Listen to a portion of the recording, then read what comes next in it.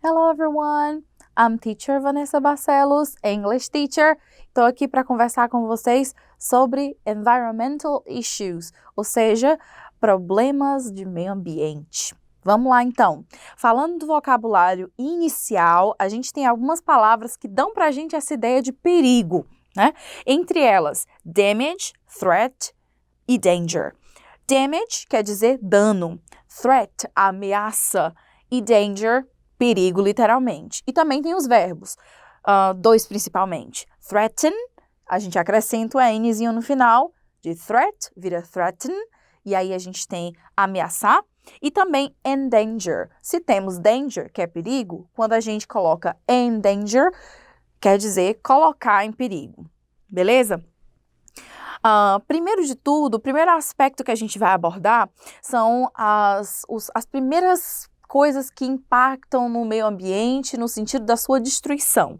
Alguns deles são vehicle emissions, que é um dos mais famosos, burning fuel, ou seja, a queima do combustível desses carros, desses automóveis, dos veículos, waste, que é uma palavra bem genérica para definir resíduos, ou seja, produção de lixo, greenhouse effect, que é efeito estufa, e greenhouse gases, que são os gases que provocam o efeito estufa. E aí a gente tem como consequência também global warming, ou seja, o aquecimento global.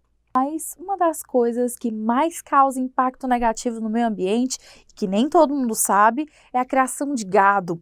E aí a gente tem um vocabulário extenso para descrever isso. Por exemplo, a gente tem cattle farms, que são essas criações de gado, ou herds of cattle. Ainda, ranching, e ao se referir ao gado, a gente pode falar como livestock. E todo esse gado tem que objetivo, um dos principais objetivos é beef production. E aqui vamos lembrar que beef não é bife, beef é carne bovina em geral, beleza? Ainda falando sobre os impactos do agronegócio sobre o meio ambiente, toda essa produção de gado é prejudicial e destrói a nossa natureza. Por quê?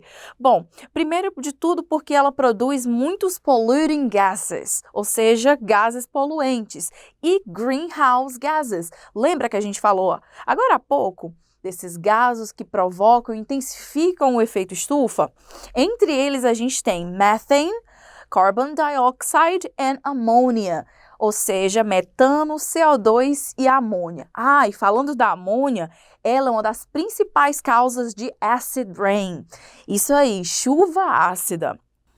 Além disso, esses produtores de gado, evidentemente, precisam de muitas terras para que esse gado possa pastar e para que ele possa crescer. Isso é o que a gente chama de cleaning vegetation for grazing.